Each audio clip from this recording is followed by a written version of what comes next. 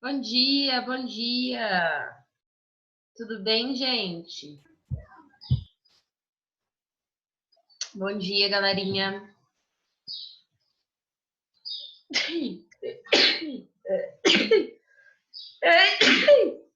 Ui! Bom dia, meu povo. Fala oi pra mim. Ai, amém. Só abrir a janela ali que tá escuro.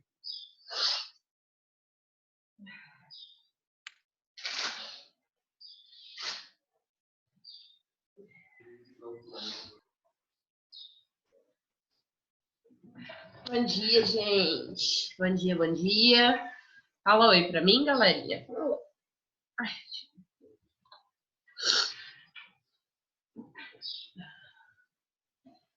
Oi, oi, oi, oi. Bom dia, Lívina. Bom dia, meu povo. Dá oi aqui pra mim. Oi, oi. Como é que vocês estão? Como foram de feriado, de fim de semana? Tudo bem? Tudo bem de feriado? Conta pra mim como é que foi de fim de semana. Você descansou, Libna? Que bom! Eu também. Boa manhã, Rafa. Eu desliguei o celular na sexta, liguei ontem, gente. Vocês não estão entendendo. Quero espirrar de novo. Bom dia, bom dia. Tô aceitando aqui o pessoal. Fala oi pra mim, gente. Como é que vocês estão? Conta pra mim como foi o fim de semana. Essa é a primeira aula de vocês? Não, né? É a segunda? É a segunda, né?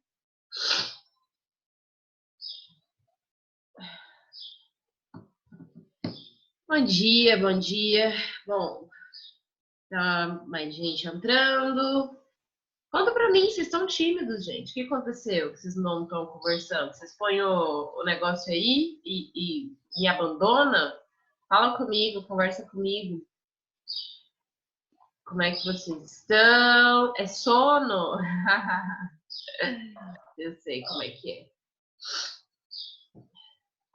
Vocês já se adaptaram a esse rolê de aula não presencial? Bom dia. Você tirou para cuidar de vocês? Muito bom, Isa. É bom que a gente tenha esse tempo. Vocês já se acostumaram com essa rotina? Você prefere assim? Tá com saudade de aula presencial, né? Faz diferença. Mas eu acho que o cansaço físico da aula não presencial é grande também, né? É, já acostumou também? Eu também tô bem acostumada, gente. Vou falar a verdade, viu? De ficar em casa, adoro com uma boa taurina, adoro ficar na minha casa. É, ainda não acostumou, Ana? Qual que é a dificuldade que vocês têm? Pode ligar o microfone se vocês quiserem, tá? Qual que é a dificuldade que vocês têm? É de seguir a rotina? É de assistir aula? É de aprender? O problema é pegar aquilo que você está assistindo e conseguir absorver? Nossa, você acordava 4h30 da manhã. Meu Deus! Claro que você prefere sua casa, né? Você se sente mais focado por não estar tão acomodada. Ah, então o fato de você estar meio fora da zona de conforto, você, tipo, se dedica mais, né? Qual que é a dificuldade maior que vocês têm? Deixa eu entender como que tá sendo isso, assim. A dificuldade de vocês é absorver o conteúdo, é sentar para estudar, é pensar outras formas de estudo. Qual que é a treta? Fala para mim.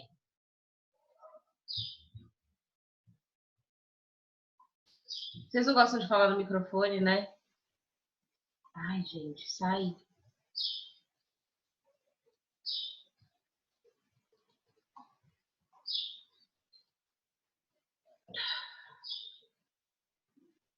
Ah,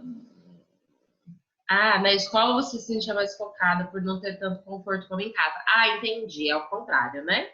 Aí tem sua cama, você tá de pijama, vontade de dormir. Bom, Acho que tem pouca interação, você acha mecânico? Gente, é muito mecânico mesmo, assim, olhar para uma câmera e falar com vocês. Estou falando, vocês nem me respondem com voz, né? Vocês respondem por chat, é super mecânico mesmo. Você faz tudo no seu tempo, isso é verdade, Isabela. É criar coragem, é falar assim, agora eu vou estudar, né? Uhum. Entendi. Bom, amores, é isso, né? A gente vai tentando. Ai, meu Deus, deixa eu aceitar as pessoas aqui. A gente vai tentando se adaptar, né? A gente ainda não tem uma previsão de retorno. Ai, me tira uma dúvida. O que vocês achariam se a gente tivesse férias agora? Ia ser bom ou ruim? Fala pra mim. Seria bom ou ruim? Férias agora não.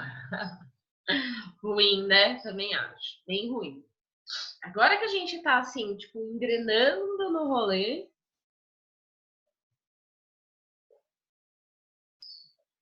acostumar com a ideia da aula em casa. Isso é realmente difícil. É mudar o mindset, né? É mudar a lógica de pensamento. Não ia mudar nada ter férias agora, ia ser pior.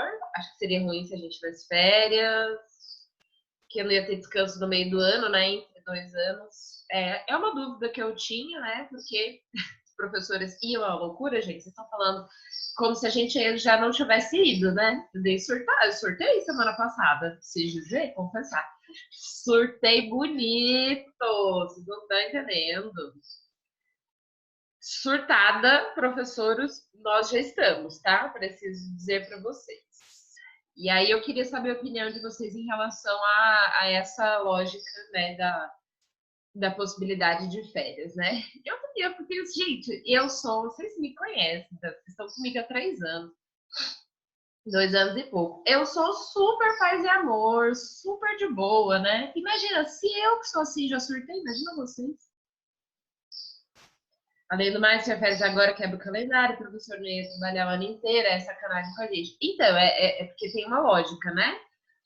Como as férias são sempre em julho, a gente completa sempre um ano e aí tem o recesso no meio do ano. E aí, o, pausar agora, a lógica é, pausar agora teria que pausar todas as escolas, né?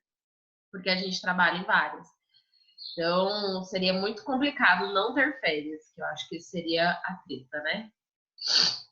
Então, amores, vamos lá. Vocês viram aqui que eu mandei no chat?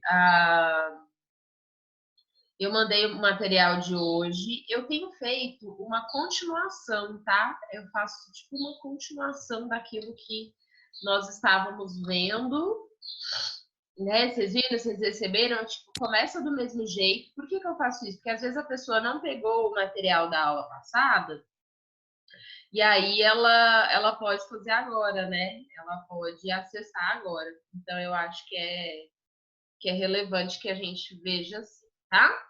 Então eu vou colocar aqui, vou passar algumas partes que a gente já viu. Vocês estão vendo a tela? Dá um sim para mim aí se vocês estão vendo a tela. Cadê? Admite todo mundo. Sim, não tem para mim não. Como assim não tem para você? O arquivo? Uai, eu mandei o arquivo, vou mandar de novo. É o mesmo, tá, gente? É o mesmo PDF. Coerência e coesão textual. Tá? Mandei agora, tá subindo aí, porque ele é um pouco pesadinho, ele é grande, né?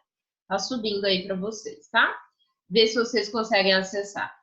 Aí, mais uma vez, ele é a junção de vários momentos que nós já falamos, tá? Então, tem coisas aqui que a gente já viu, eu só continuei nele, só alimentei ele, na verdade, para a gente ter a continuidade, tá? Então vamos lá, meus amores. Vocês sabem qual parte que eu parei na aula passada? Ah, eu preciso dizer uma coisa para vocês. Eu não mandei a lista de vocês, que eu falei na semana passada, falei na semana retrasada, enfim, gente, desculpa, eu não consegui mandar. Meu computador estava com problema, eu mandei ele consertar na semana passada. Enfim, eu usei o computador do meu noivo por um tempo e aí não deu para mandar a lista, tá? Advérbios pronominais. Pronomes, advérbios pronominais. Vamos lá. O pronome, a gente falou disso. Eu parei nessa parte, eu falei bem rapidão, né? Tá bom. Enfim, peço mil desculpas por não ter mandado para vocês. Eu preciso renovar meu cadastro no site que eu elaboro as provas, as listas, né? Eu acho muito injusto mandar uma lista que vocês já fizeram, porque o ano passado a gente trabalhou com questões relacionadas a isso, então eu gosto de fazer sempre um material novo, tá? Eu vou renovar meu negócio hoje, já tô com o meu computador ok, e finalmente eu mando a lista, tá? Então eu vou pedir desculpa para vocês por não ter feito isso antes. Beleza. Amores, é o seguinte. Se vocês tiverem algum conteúdo que vocês querem ver também, como eu sigo esse livro, ó. Eu sigo esse livro, tá? Eu sigo o que ele, do começo ao fim, igualzinho. Eu dou uma resumida, claro, né? Porque enfim, não dá pra gente falar sobre todos os elementos, principalmente porque vocês não têm esse livro, mas eu sigo esse livro com vocês, tá? Do começo ao fim do ano, eu vou fazendo e pegando as informações daqui. Se vocês quiserem falar sobre algum outro assunto, né? Nosso próximo assunto, por exemplo, acho que é gênero, né? Coesão, coerência, e aí a gente entra no tipo textual, gênero, enfim. Aí a gente vai ver coisas que a gente já vive, tá? Se vocês quiserem ver algum assunto que talvez não esteja nessa sequência, ou esteja mais pro final, vocês querem ver agora, é só me mandar. Manda aqui no chat, eu vejo como inserir esse conteúdo, tá? Vamos lá, então, meus amores, é o seguinte. Os numerais, que é o que a gente falou na semana passada, e eu falei para vocês quando a gente tem, por exemplo, temas complexos, né? Então, vocês têm ali 2 problemas para abordar, e aí você coloca nesses 2 elementos aqui, né? Você coloca os 2 elementos, e aí coloca o primeiro, o segundo, muitas vezes isso é funcional para você começar um texto.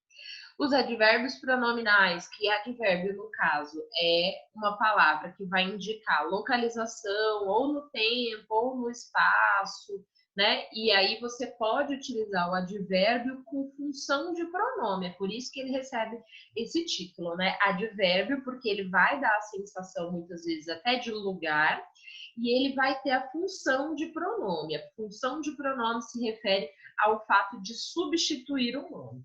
Então, nesse caso aqui, a gente tem: viajamos para o Rio de Janeiro, lá conhecemos o Cristo Redentor do Corcovado.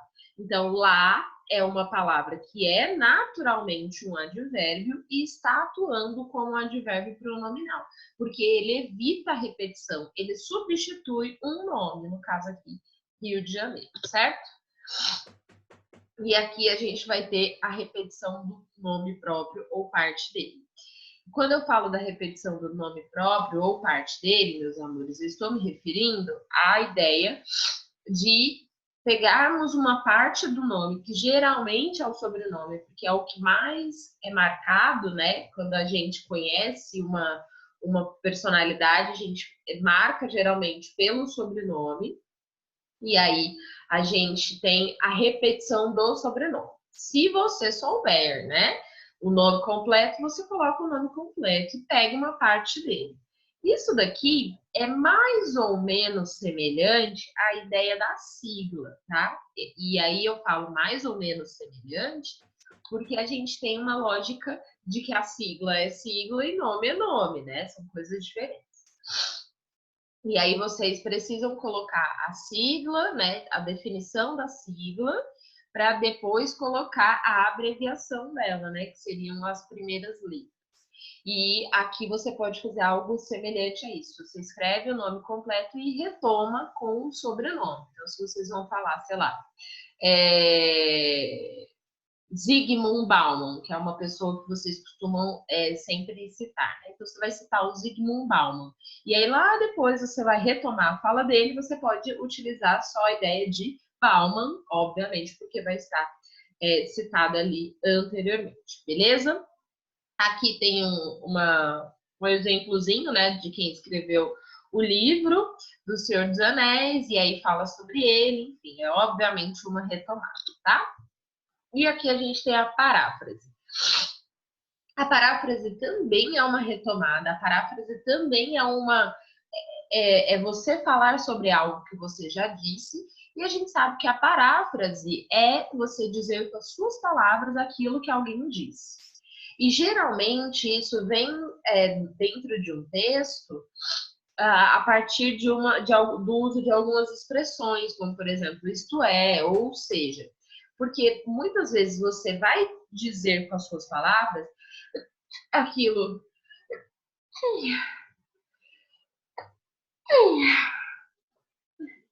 Desculpa, gente. Você vai retomar aquilo que você já disse com as suas palavras na intenção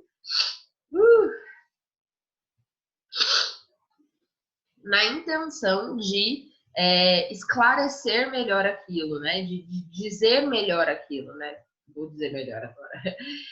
Você vai fazer uma paráfrase com a intenção de explicar com as suas palavras aquilo que foi dito. Ok? Então, a gente tem uma paráfrase que pode ser introduzida por algumas expressões denotativas, tá? Isto é, ou seja, que é o que tá bem aqui, tá?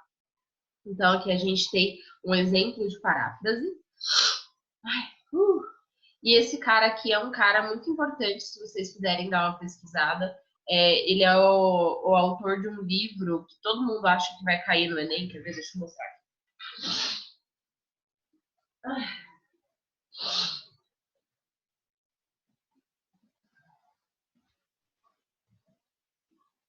Olha só. Ele é autor desse livro aqui, ó, Preconceito Linguístico. Todo mundo acha que é tema possível de Enem, né? E aí, ele é o cara que escreveu esse livrinho, apesar dele ser pequenininho, ó. Apesar dele ser pequenininho, né? Ele é pequeno, ele é bem grossinho e ele é o cara para falar sobre o preconceito linguístico, tá? Então, quando a gente fala de preconceito linguístico, o Marcos Bagno é o cara para vocês citarem. Se vocês puderem pesquisar sobre isso, é uma boa oportunidade de aprendizagem, ok? Então, vamos passar aqui para a próxima. Aqui.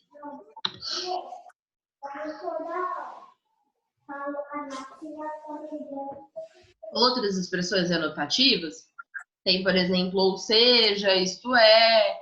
São expressões que elas sozinhas não desempenham nenhuma função, né? Às vezes até afinal pode ser. Tá? Algumas palavras que geralmente a gente confunde com conjunção, tá bom? Então é uma expressão também denotativa, palavra denotativa, tá? Vamos lá. Metonímia. Metonímia é uma figura de linguagem, viu, amores? Metonímia é uma figura de linguagem que vai fazer exatamente uma retomada, tá? Ela faz uma retomada e ela faz um elemento de conexão entre dois elementos. Desliga o áudio aí, gente, eu não tava ouvindo de vocês. Eu deixo meu telefone no computador no mudo, deixa eu mutar vocês, peraí.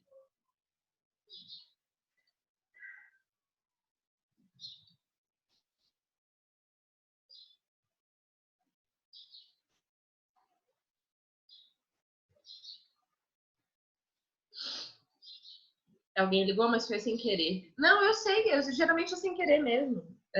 A gente aperta um botão, assim, né?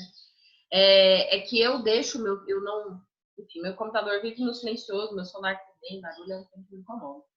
Mas vamos lá. Metonímia. Metonímia Metonímia é um processo de substituição de uma palavra por uma expressão que tem uma relação sintática. Então, olha só, tem uma tirinha aqui do Agar, que ele fala assim, ó, nós agora vamos tirar os palitinhos para essa missão muito perigosa. Lembrem-se, o menor palito vai ter que ir contar para minha esposa que eu não vou estar em casa para comemorar o nosso aniversário de casamento. Então, ó, é uma metonímia porque ele vai dizer de outra maneira, dizer de outro, com outras palavras, vai explicar o que é a missão muito perigosa. O que é a missão muito perigosa? Contar para minha esposa que eu não vou estar em casa para comemorar nosso aniversário de casamento. Ou seja, né, ele diz ali de outra maneira, utilizando outros recursos linguísticos, o que é essa missão muito perigosa, tá? Esse recurso é muito utilizado no nosso cotidiano, e aí a gente acaba tendo, enfim, a gente acaba utilizando esse recurso como um recurso super útil, tá? Na hora que a gente for colocar no texto. A metonímia é mais difícil de fazer em textos que nós precisamos ser mais objetivos, tá? E aí, vocês viram, até mudou de cor, porque aqui a gente está falando da coesão, da conexão, né, por retomada, aquela que a gente retoma algo que já foi dito. Então, o roxinho é para falar sobre aquilo que é retomada. Eu troquei de cor para mostrar para vocês o outro recurso coesivo, que seria de associação. Quando eu vou associar uma coisa à outra, tá?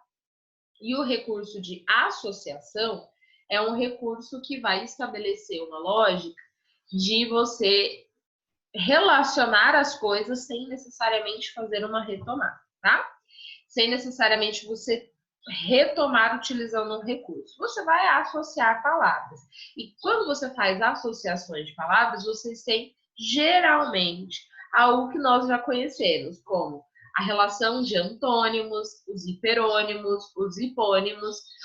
E essa questão aqui da partonímia é uma questão questionável, tá? Na língua, ela não é esse termo exatamente aqui, ele não é um termo isento de questionamentos, tá? Geralmente as pessoas até dizem que não existe partonímia, elas existem paronímia, aí tira o T aqui. Enfim, é uma discussão, e eu tô trazendo isso como discussão para vocês conhecerem mesmo que existe uma treta a respeito desse nome, tá?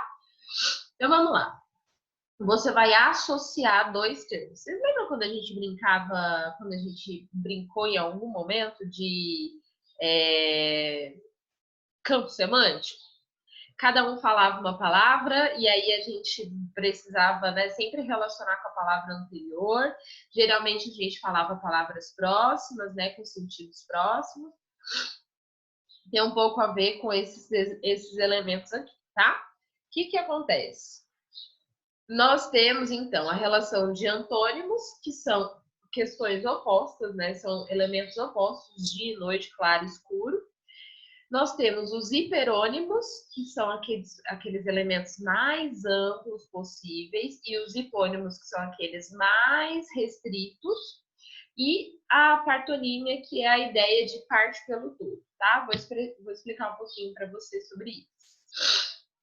Aqui, ó, são os significados opostos das palavras. Clássico exemplo para falar de oposição é esse trecho, né, do poema Amor a Fogo que Arde Sem Se Ver, do Luís de Camões. Clássico, todo mundo usa, que é justamente para ficar marcada ali essa oposição, né?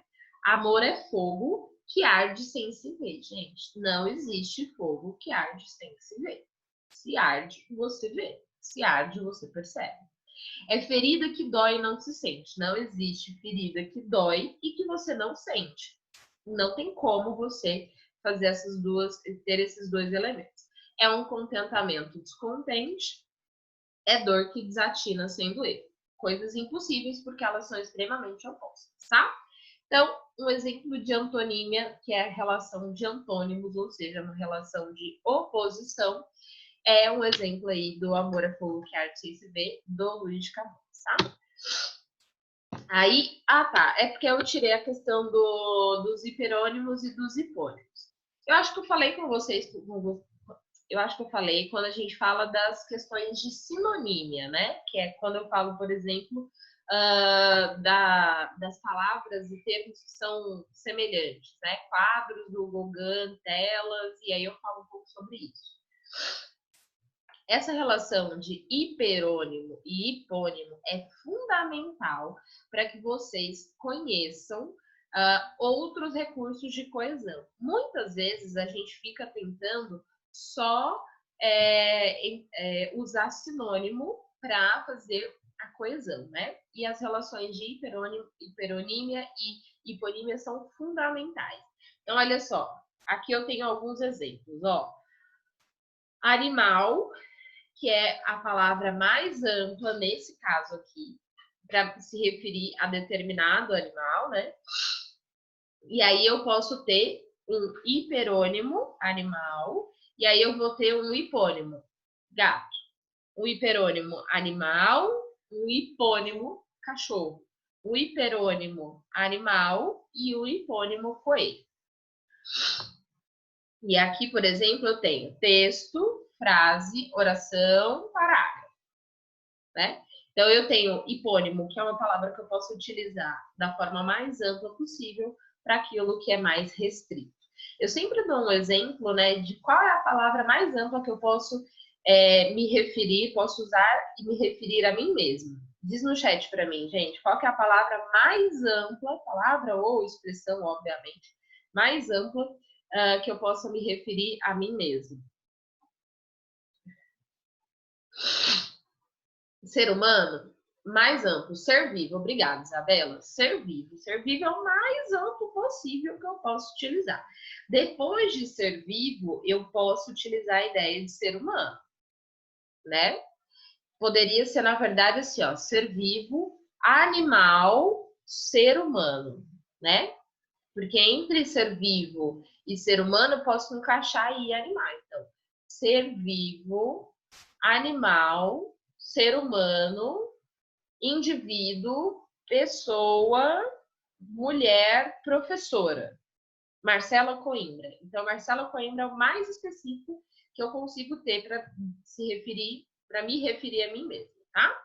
Então, hiper, lembra de hiper, mais amplo, hipo, mais específico. Quando a pessoa tem hipertensão, quer dizer que a pressão está alta. Quando a pessoa tem hipoglicemia, quando ela tem baixo açúcar no sangue, tá? Essas relações são muito importantes para vocês utilizarem. E a partonímia, que são as palavras e expressões que se relacionam a partir de um conceito de uma das suas partes. Então, ó, rio, margem, nascente, foz, curso. O rio envolve a margem, envolve a nascente, envolve a foz, envolve o curso. Então, lavoura, fertilizante, inseticida, cultivo, colheita. Todas essas palavras estão envolvidas naquele contexto, tá? E esse é um recurso extremamente útil para vocês evitarem ficar só na ideia de sinônimo, né? Para não repetir aquela palavra e você utilizar uma dessas relações, ok? Nós damos dúvida, gente. Se tiver dúvida, é só mandar aqui para mim, por favor. Entrar na ideia de coerência textual, tá? A coesão é a parte mais estrutural do texto, ela que vai deixar ali, é como se a coesão fosse o esqueleto, tá? Do texto. E a coerência é o todo harmônico, assim. Para um texto ter coerência, eu preciso que ele tenha coesão, né? Eu preciso que ele esteja encaixadinho. Para ele ter coerência, eu preciso que ele tenha coesão. E aqui a coerência, gente, é quando existe uma harmonia entre todas as partes. Quando falamos do meio midiático, paronímia ou hiperônimo, quando vocês falam meio midiático, é uma paronímia ou hiperônimo? Peraí. Em relação a quê, Líbina? Em relação a quê? Qual que é a relação de comparação? A televisão. Ah, tá. O meio midiático é um hiperônimo de televisão. Televisão é um hipônimo de mídia, tá? Mídia, meio midiático, é um hiperônimo em relação à televisão. tá? Porque aí a televisão é mais específico. Olha, tá acabando. Ai, meu Deus, eu cliquei para ir pro upgrade aqui. Enfim. Gente, essas aulas passam muito rápido, só eu que tenho essa impressão. Hein? Só eu que tenho essa impressão? Ou passa rápido mesmo? Ai, meu Deus, tá passando. Gente, é o seguinte. Finalizamos coerência, vamos começar a falar de coesão. Quero muito que vocês leiam esse material. É um resuminho, assim, daquelas questões mais relevantes em relação. Passa rápido, né? Algumas demoram muito. Às vezes acaba mais cedo. Não, é porque aqui no meu negócio tem que acabar a aula 8h25. Ah, não, é 8h35. Ah, tá. A tia tá enganada aqui. Então tá tudo certo. Então é 8h35. Achei que era 8h25. Ainda bem que eu olhei aqui, né? Vamos continuar aqui, tá? Quero muito que vocês leiam isso, mas eu quero também explicar alguns elementos, ok? Então vamos lá. A coerência, ela é o corpo harmonioso que vai ser sustentado pelo esqueleto, que é a coesão textual, ok? Então, a coerência são as ideias que vão ser organizadas com base na coesão textual, ok? A gente tem aí alguns elementos que são muito importantes, tá? Um texto que tem coesão textual é um texto que tem uma chance maior de ter também coerência textual, ok? Então, se um texto é coeso, ele tem mais chance de ser coerente. Se um texto não tem coesão, a chance dele também não ter coerência é alta, é grande, beleza? Então, vamos lá. O que é coerência? Né? É o sentido de um mecanismo da articulação. Então, ao pensar em articulação, a gente deve perceber um texto com duas estruturas: a ideia e as relações linguísticas, tá? Então, a coerência, ela cuida dessa parte do conteúdo, ou seja, das ideias que foram colocadas ali, e a coesão, ela cuida da amarração, ou seja, das relações linguísticas que você vai precisar fazer para que essas ideias tenham sentido e estejam conectadas umas às outras, tá? Então, o texto ele vai precisar desses dois elementos, das ideias. Essas ideias, elas têm que ser coerentes entre si, obviamente, eu vou explicar agora para vocês. E as amarrações são, obviamente, aquela questão, né, da conexão de uma forma mais prática, mais rígida, que a gente utiliza a partir da coesão. Então, para que a gente tenha coerência, a gente precisa considerar esses principais fatores, tá? Não são os únicos, mas são os principais. O contexto situacional, o conhecimento de mundo do interlocutor e o conhecimento linguístico. São três coisas muito importantes.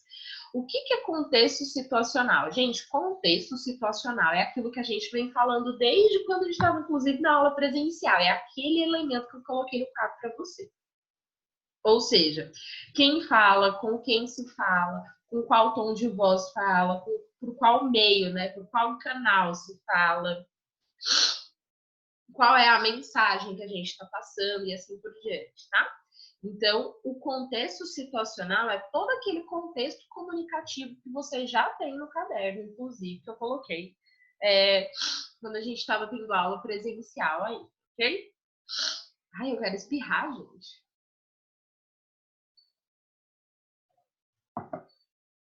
Aí, o que está aqui tem um resuminho, né? O ambiente externo, a intenção, a mensagem, quem é o interlocutor da mensagem, tudo isso interfere, ok? O conhecimento de mundo do interlocutor, isso é importantíssimo para que seu texto tenha coerência. Por que a gente precisa perceber, por exemplo?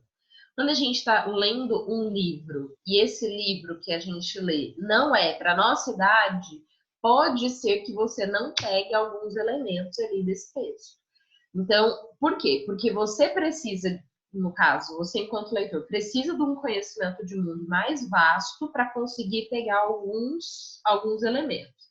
É por isso que quando a gente assiste a um filme ou a gente lê um livro um tempo depois de ter lido e assistido, a gente percebe algumas coisas ali que talvez naquela época anterior a gente não tenha percebido, tá? Então, o conhecimento de mundo do interlocutor é muito importante. E sempre vem a pergunta assim, ah, professora, o conhecimento de mundo do interlocutor, por exemplo, no Enem, né, que é aquilo que a gente está sempre focando, vai interferir no entendimento do texto do meu leitor? Não. Por quê? Porque se o seu leitor ali, seu corretor, não tem conhecimento sobre aquilo, ele vai, obviamente, ter a chance de pesquisar sobre aquilo. Claro que não de uma forma profunda, tá? E aí, gente, eu assisti a um curso de uma menina mesmo, assim, que ela vende lá na internet. Ai, você vai conseguir tirar uma nota boa no Enem, não sei o quê. Ai, meu Deus, gente, que desespero. Ela fala várias vezes a expressão assim: os corretores do Enem não leem o seu texto. O corretor do Enem não tem tempo. O corretor do Enem corrige seu texto em 40 segundos. Gente, foi me dando um desespero quando eu fui ver assim, o curso da menina. Por quê? Porque ela utiliza de falsas verdades para vender o peixe. Tem texto que a gente corrige em 40 segundos? Tem, que é um texto que vem em branco. Ou um texto que tem 5 linhas. Você vai demorar ali menos até que 40 segundos, porque a estrutura do texto faz isso. Agora, um texto complexo, que tem lá 30, é, 30 linhas, um monte de informação. Claro que você vai demorar muito mais tempo para corrigir. E aí, quando ela vem falando que o corretor não corrige o seu texto, ela utiliza a expressão: o corretor não lê o seu texto. Me deixa assim num lugar de indignação gigantesca. Por quê, gente? Porque o corretor, ele não faz atrocidades desse jeito, né? E aí vocês precisam lembrar que não é para subestimar o corretor do Enem, porque se ele não conhece algo que você citou, ele, como corrige a correção online, ele abre a próxima aba ali do Chrome e procura, né? Obviamente a gente tenta corrigir em menos tempo, claro, mas não caiam nessa falácia, nessa mentira de que corretor do Enem não lê o seu texto. Gente, não existe isso, tá? Por favor, não acreditem em tudo que vocês veem na internet, tá? Eu tenho ficado assustada com a quantidade de coisas que eu tenho visto. Eu compro os cursos, gente, para ver o que as pessoas estão falando e eu fico assim abismada com a quantidade de mentiras que se fala por aí. Então, o conhecimento de mundo do interlocutor, o pressuposto é errar a escrita do nome de alguma citação é muito grave. Não existe gravidade de erro. Ah, eu errei o nome próprio e errei uma ortografia de uma palavra. Ah, o nome pesa mais. Não, não existe gravidade de erro. Existe quantidade de desvios e existe uma diferença entre desvios de normas, de regras e desvios de sintaxe, tá? Então tem a diferença de ortografia e diferença sintática. Quando você fala assim, Karen, me faz imaginar que você está errando o nome do autor. Vamos dizer que você não sabe como escrever esse nome, é isso, né? Nome próprio, nome próprio estrangeiro, não tem necessidade de você acertar o nome. Se você escrever Durkheim errado, não é considerado, porque ele não está em português, tá? Agora, se você erra o nome de alguém, na verdade, nome próprio, não tem problema você errar. Não é contado como desvio, ok? Não é contado como desvio. Nome próprio não conta como desvio, tá? Principalmente nome estrangeiro, tá? Mas não existe essa é muito grave e pouco grave. Gente, menos de 1 minuto para acabar a aula. Vocês têm esse material. Eu prometo que eu mando. Leiam isso, por favor. Eu prometo que eu mando para vocês essa essa lista essa semana. Eu juro, tá? Ó, prometo que eu mando. Um beijo para vocês. Dá tchau para mim. Vai cair daqui a pouquinho, tá bom? Beijos. Qualquer coisa, manda mensagem, tá? Boa semana. Ai, gente, não faça Enem digital, viu? Esqueci de falar isso.